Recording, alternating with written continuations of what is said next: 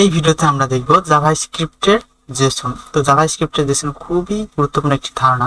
আমি চেষ্টা করব সর্বোচ্চ যত সহজে জাভাস্ক্রিপ্টের জেসন পাঠ্যে বোঝানো যায়। তো চলো ভিডিওটি শুরু করি। প্রথমে আমরা আমাদের এডিটরে যাব। জাভাস্ক্রিপ্ট 36 নামে একটি ফোল্ডার নিলাম, একটা HTML পেজ আর একটা জাভাস্ক্রিপ্টের পেজ নিলাম এবং এটাকে আমাদের ব্রাউজারে ওপেন করলাম।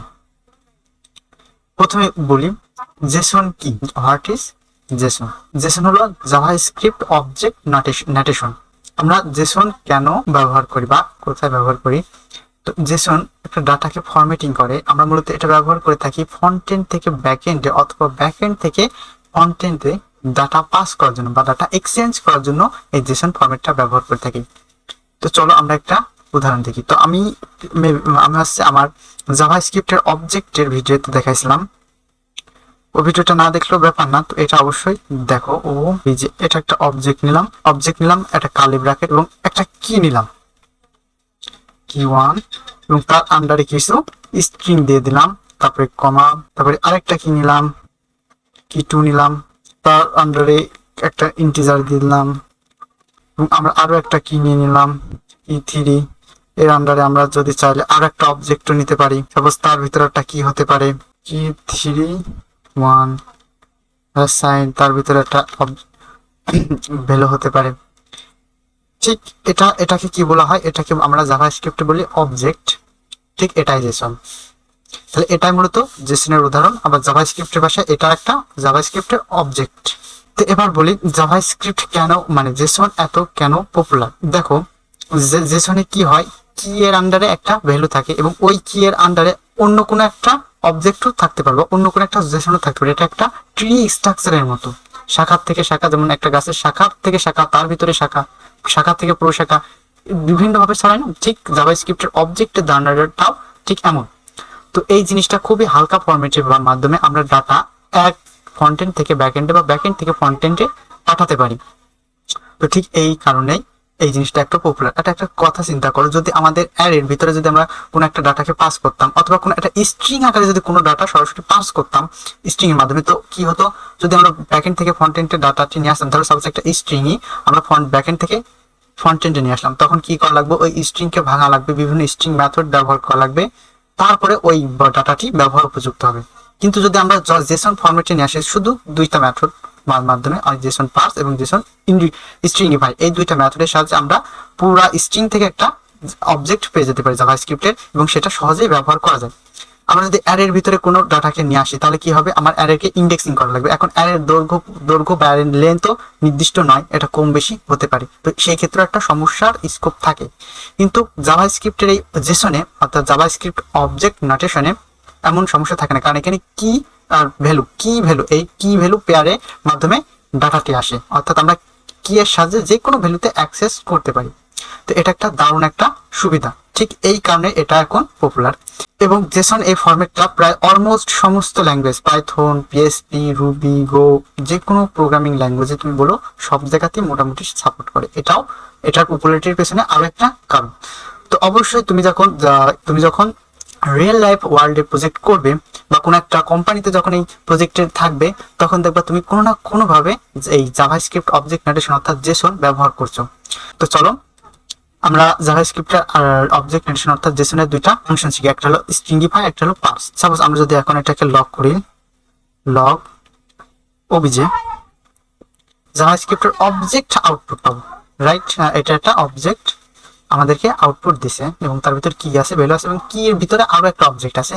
আমরা চাইলে এর ভিতরে আরো অ্যারেও রাখতে পারতাম, এটা অবজেক্ট রিটার্ন দেবে। এখন আমাদের অনেক সময় দেখা যাচ্ছে এমন হয় যে আমরা সরাসরি অবজেক্ট প্রেরণ করতে পারি না। তো সেই সমস্ত ক্ষেত্রে আমাদের কি স্ট্রিং প্রেরণ করা লাগে বা স্ট্রিং এর ব্যবহার আসে। তো সেই সমস্ত ক্ষেত্রে আমরা কি করব? এই যে অবজেক্ট, আমরা এটাকে কি করব? জেসন ডট স্ট্রিংইফাই ওবিজে, অর্থাৎ আমরা কি করলাম যে এখানে জেসন একটা জেসন স্ট্রিংইফাই হবে। জেসন অবজেক্ট হতে স্ট্রিংইফাই একটা মেথড আছে। এটা কি করবে? যে কোনো একটা অবজেক্টকে স্ট্রিংইফাই করে দেবে, মানে স্ট্রিং এ রূপান্তর করবে সহজ কথায়। তো এখন যদি এটা দেখি, এটা প্রায় একটা স্ট্রিং এ রূপান্তর হয়ে গেছে এটা, কিন্তু এখন জেসন আর নাই, মানে অবজেক্ট আর নাই। তো ঠিক এটা যদি আমরা করি স্ট্রিং, এটা আমরা কোথায় ব্যবহার করি? কন্ট্রোল এক্স করলাম, Ctrl V করলাম, অবজেক্টকে এখন আমরা এই জাভাস্ক্রিপ্টের অবজেক্টটাকে স্ট্রিং বানালাম। ঠিক এখন এই স্ট্রিংকে স্ট্রিংইফাই কিন্তু অবজেক্টে আবার ফের আমরা পুনরায় অবজেক্টে যদি রূপান্তর করতে চাই তখন কোন মেথডটি ব্যবহার করব, তখন জেসন ডট পার্স পার্স এবং পার্স করব তাকে অবজেক্টকে, সরি অবজেক্টকে না এটাকে।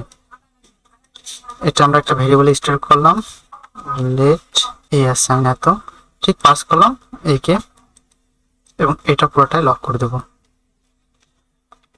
লক। যদি আউটপুট দেখি তো আউটপুটে দেখবো আবার ফের একটা অবজেক্ট আমাদেরকে রিটার্ন করেছে। তো মূলত এর একটা আরো একটা ভালো একটা ব্যবহার আমি দেখাই তোমাদের। সাপোজ এই ডাটাটি আমি আমার লোকাল স্টোরেজে সেভ করব। তো এখন লোকাল স্টোরেজ কি করবে, local storage dot set item একটা কি নেবে, সাপোজ আমি একটা কি নাম দিয়ে দিলাম যে এবং ভ্যালু নেবে। ভ্যালুতে যদি আমি সাপোজ এগুলো না দিই, এগুলো কেটে দিলাম, দেওয়ার পর আমি যদি এখন ভ্যালুতে এখন যদি অবজেক্টটা দিয়ে দিই তো কি একটা সমস্যার সম্মুখীন হব। এখন যদি আমরা অ্যাপ্লিকেশনে যাই, কি এর আন্ডারে একটা অবজেক্ট, এবং এটা যদি আমরা এখন গেট করতে চাই, সাপোজ এটা তো সেট করলাম, এখন আমরা একটা গেট করব কিভাবে, চলো লেট একটা ভেরিয়েবল নিলাম, local storage dot gate item, আমরা কি দিলাম, কি ছিল যে যদি এটা করি এবং একে যদি লক করি তো আমাদের অবশ্যই একটা আউটপুট আসার কথা। কনসোলে যাই, তো এখন দেখবো এই অবজেক্ট নাই, আমরা এর প্রপার্টিজে ভ্যালু পাস করতে পারছি না, ঠিক তো। ঠিক এই সমস্ত জায়গায় যেখানে শুধু আমাদের এই সেট আইটেম একটা মেথড, এই মেথডটি কি নাই এবং একটা ভ্যালু নাই, সেটা কি নাই, একটা স্ট্রিং ভ্যালু নাই। তো এই সমস্ত জায়গায় আমাদেরকে এই অবজেক্টটাকে স্ট্রিং বানানোর প্রয়োজন পড়ে। তো সেই ক্ষেত্রে আমরা কি করি, জাভাস্ক্রিপ্টের এই জেসন ডট স্ট্রিংইফাই, মানে আমরা স্ট্রিং বানালাম তাকে অবজেক্টকে। তারপরে যদি আমরা আউটপুট দেখি তো এখন ঠিক আমরা ব্যবহার করবো, কিন্তু এখন এটা অবজেক্ট নয়, এখনো কিন্তু এটা অবজেক্ট হিসেবে গণনা করা হয়নি, এখন এটা স্ট্রিংই আছে। তো এটাকে আবার স্ট্রিংইফাই করলে আবার এটাকে আমাদের পার্স করা লাগবে, জেসন ডট পার্স,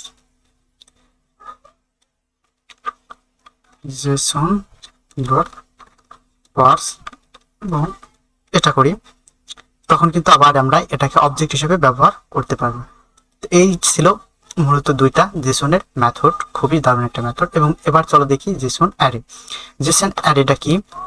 সাপোজ আমরা কোন একটা অবজেক্টের ভিতরে আমরা কোন একটা কি এর আন্ডারে, ধরো কি 4 নিলাম, আমি কি 4 এর আন্ডারে আমরা একটা স্কোয়ার ব্র্যাকেট বা থার্ড ব্র্যাকেট এর ভিতরে আমরা একটা অ্যারে হিসাবে যে কোনো কিছু নিতে পারি, যেমন বা কোনো একটা ইন্টিজার মান বা ফ্লোটিং মান নিতে পারি। এটাই হলো জেসন অ্যারে। তাহলে জেসন কি, জেসন সহজ কথায় জাভাস্ক্রিপ্টের অবজেক্টই জেসন, এবং জেসনের দুইটা মেথড আমরা দেখলাম এবং জেসন অ্যারো আমরা দেখলাম। তো আজকের ভিডিও এই পর্যন্তই, দেখা হবে পরবর্তী ভিডিওতে। সুস্থ থাকবেন, ভালো থাকবেন এবং চ্যানেলটিকে অবশ্যই সাবস্ক্রাইব করবেন। আল্লাহ হাফেজ।